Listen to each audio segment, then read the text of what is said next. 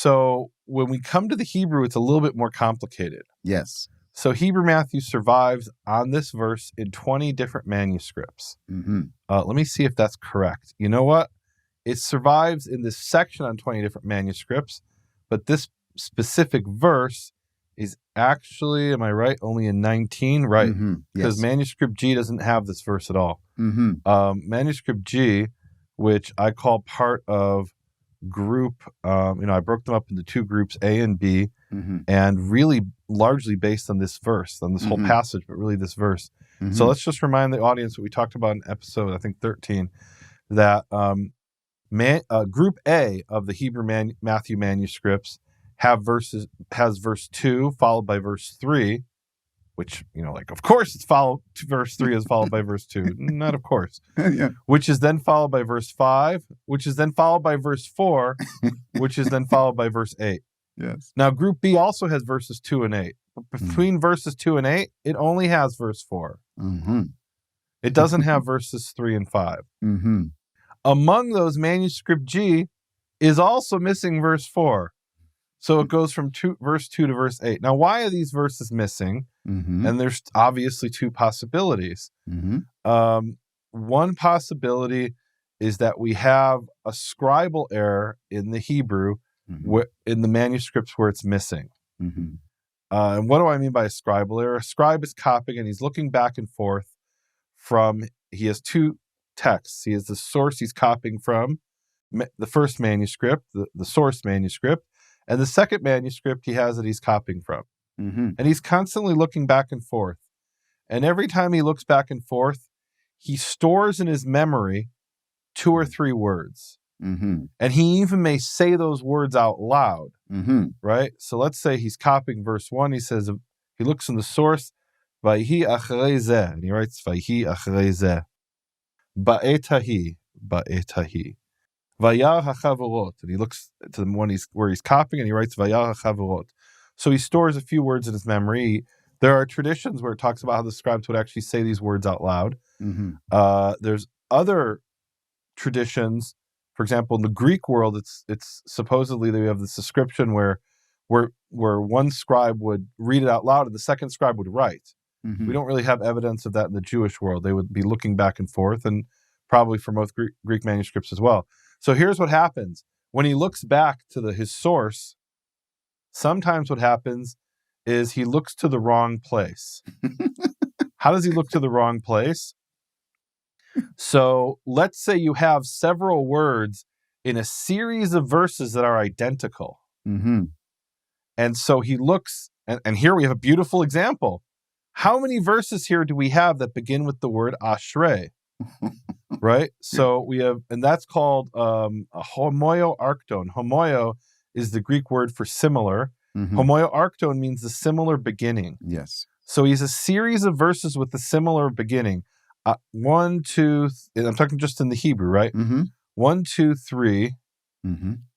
4, 5, 6, and then you could say maybe 7 because it's a similar beginning. So 7 verses. Yes.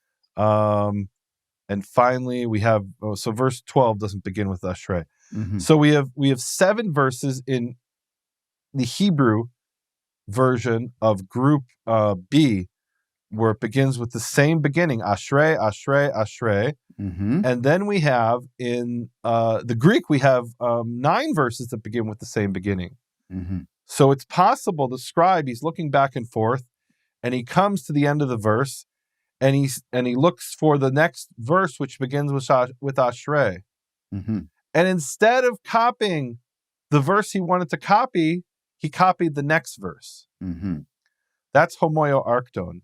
Now, homoio-arcton, the similar beginning, can cause 2 different types of errors. Mm-hmm. And this is, by the way, I'm giving you guys now a crash course into textual criticism. It can cause the error of haplography. Haplography, think of the word half. Sounds like half. Haplography. Haplography is where I have 2 elements. 2 verses, and they both begin Ashrei. So let's say for group A, I have verses 2, 3, 5, 4, and 8, right? Mm-hmm. So now the scribe who created group B, and this is one way that it might have happened. He's copying verse 2. Okay, great. He's then looking for the verse that begins with Ashrei. And instead of going to verses 3 and 5, he jumps to verse 4. Mm-hmm. Okay. Why? Because he remembered the next word was ashrei, Mm-hmm. and he looks back at his source and he copies the word ashrei. Mm-hmm. Okay. So haplography is I've lost a verse. You also have dittography. Dittography, think of the word ditto. Mm-hmm. Dittography is where I copy the same thing twice. Now, I want to show you something, as I wasn't even planning on doing this, but since I'm giving the crash course in textual criticism, I'm going to show you an example of dittography in the Tanakh. And I was just looking at this yesterday. Oh, this is good. Hey, this is the good stuff, you guys. This is really good stuff. You're not going to even believe this, Keith. Yeah, okay. Why is this such good stuff? I'm going to show you in a minute. So here we have in 1 Samuel, let me pull it up. In 1 Samuel, you have a series of verses, and I'm actually to ask you to read it in English. 1 second. And then the people, just listen for the repeated words, because the repeated words, those are the words that will cause our homoio. Homoio is the similar. You have the similar beginning called homoio arcton, and homoio televton is the similar ending. We're not dealing here with homoio televton. So the similar beginning. Guys, this is really foundational stuff because there's so many things in the Tanakh and in the New Testament that kind of don't make sense until you're aware of this type of problem. You'll see scholars say, well, some manuscripts read, and you're like, well, why do they read that way? I don't know. Well, now you know. Now you'll know why. So let's start in 1 Samuel 16, verse 8. Okay. Verse 8. Then Jesse called Abinadab and made him pass before Samuel, and he said, neither has Yehovah chosen this one. Next, Jesse made Shammah pass by, and he said, neither has Yehovah chosen this one. Then Jesse made 7 of his sons pass before Samuel, but Samuel said to Jesse, Yehovah has not chosen these. Continue. All right, well, let's stop there for a second. So we had 2 verses 9 and 10, and they both begin with the same 2 words, Vaya'aver Yishai, and Yishai, or Jesse, caused to pass before, or pass over. And then the following word begins with the same letter, Shama, Vayaver Yishai Shama, and Jesse caused to pass there, or Vayaver Yishai Shivat, and Jesse caused to pass 7. So we have 2 verses that begin with the same exact 2 words, and then the third word has the same letter. So this is rife for homoio arcton, the similar beginning. If we looked in all the manuscripts of the Tanakh, I would be shocked if we didn't find a manuscript somewhere where this mistake occurred. And lo and behold, no. I was. You found one? A year and a half ago, I was in Geneva, Switzerland, where I had the very blessed opportunity to examine one of the 6 major manuscripts of the Tanakh. And the manuscript is called Sassoon 1053. And I was examining Sassoon 1053 for this exact verse. And what do I find? I find homoio arcton, not of haplography, where there's 2 verses and 1 was lost, but dittography, where there's 2 verses and 1 was copied a second time. So let me show this to you, okay? Okay. Excellent. Hey, are you going to show our folks? Are you going to find I'm going to show it. I'm going to share the screen here. While he's looking, stop just for a second. Now listen, guys, listen to this now. I don't know where you folks are at in terms of the significance of studying scripture, but we're studying with a guy who doesn't even have this planned in his head when we start this thing. And it just comes to him. He says, and not only does he take us to the verse, he says, I've seen the manuscript. I held it in my hands, Keith. I actually did images of it with a microscope that I'll share one day. No. Okay, awesome. It's pretty cool stuff. Okay, this is page 259 of Sassoon 1053. And here you can see something happened. What happened? So somebody erased the corrector, and it seems it's the original scribe. Why do I say it's the original scribe? Because what the scribe would do is he would write the consonants, and he would come then, either he or a second scribe would come and write the vowels and accents. And you can see whoever erased this never wrote the vowels and accents. The vowels and accents were never added. I can see that particularly, for example, in this word. And what did he do? He didn't erase the whole word. He erased the bottom half of the word. Why did he do that? Because spaces in the Hebrew manuscripts have significance. If there's a space of an entire line or a half a line or part of a line, a significant size space, that means this is the end of a thought, and now here's a new thought. So what they would often do is if they need to erase something, is they would only erase the bottom half of the letters to say, hey, this is erased. They would also not put in accents and vowels. But another way they would do it is they would erase the bottom half, and erasing the bottom half told you, okay, don't read these words. Well, you can't even read them. They're hard to read. These words are erased, but this is not a space that was intended. This is a space caused by erasure. So how do I know this is erased? So I held it in my hands, and I could see he scratched off parts of the parchment here on these bottom 3 lines. And what exactly happened? So we had the case of homoio arctone, which was the similar beginning. Remember, just like in Matthew 5, we have a series of verses that all begin ashrei, ashrei, ashrei. In the Greek, it's a parallel word. And here he has Vaya'aver Yishai, and Yishai caused to pass.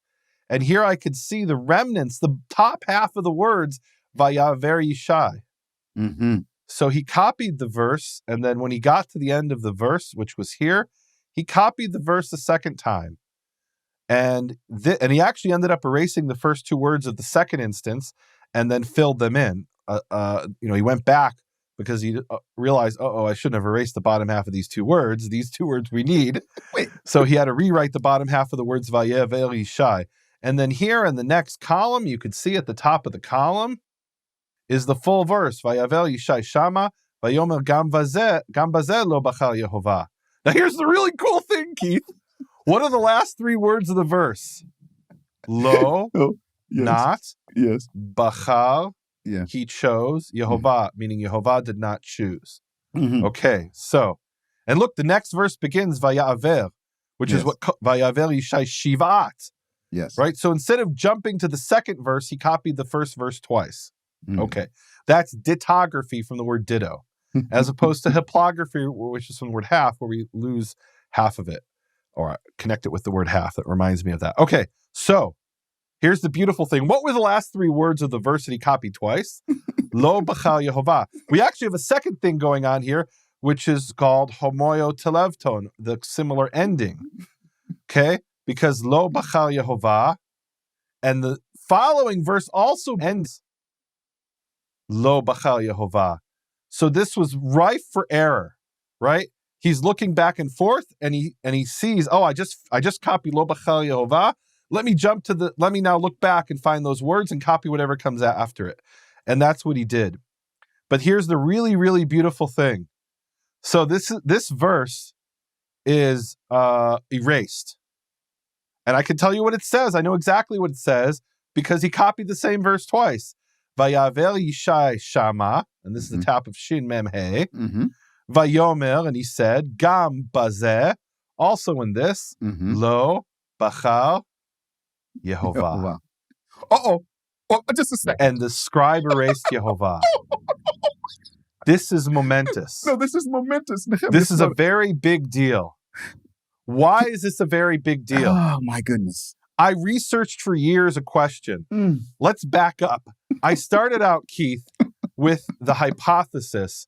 First, I started out with the observation that in the Aleppo Codex, the most important manuscript of the Tanakh, the name is usually written without the full vowels, just like it's written here without the full vowels, by the way. And every once in a while, the scribe put in the full vowels, the full vowel Yehovah, and people said to me, no, Nehemia, it's not possible. If there was you're telling us the scribe made a mistake. And I said, yes, he made a mistake that was right. I did a study, Keith, called The Mistake That Got It Right. That got it right. It's epic. It's an epic. It is epic. So the mistake that got it right. And in that study, I said something to the effect of that I was told. I was told that when the scribes made a mistake with the name in the Aleppo Codex, they never erased a vowel or an accent. And I remember, I don't know if I said it in this study or a different study, I said that this was based on a database that was compiled over years in the 1970s and 80s by scholars who examined the Aleppo Codex directly. And I said something to the effect of, I wish I could see it for myself, that database. Not only have I seen the database for myself, but I actually got to see the Aleppo Codex for myself. And not for 5 minutes like when I was there with Reggie White, but for 9 hours I got to sit with it and examine it. And what I found within the first probably 15 minutes of studying the database is that what I was told, was wrong. Not only did they erase the accents and vowels in the Aleppo Codex, but I found 5 places where they erased the letters. The actual letters. Now, why is that such a big deal? It's such a big deal because there's a rabbinical law